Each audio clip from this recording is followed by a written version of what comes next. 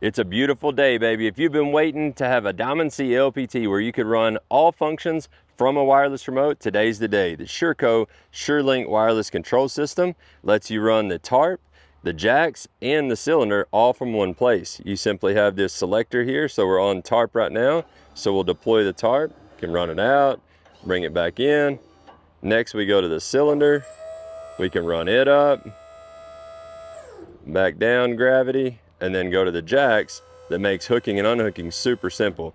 The cool thing is, if you don't have this with you, you can still deploy the tarp manually right here. So you got your buttons here, right there on the transmitter. And then you also still get the 4-button wireless control in the box so that you can run it, your jacks and your cylinder. When we talk about the range, let's just see how far we can go back. Backing up.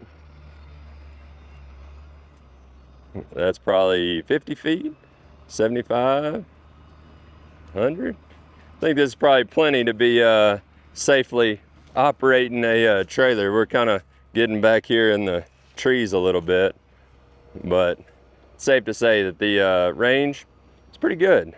Jump on diamondc.com and configure one for you today.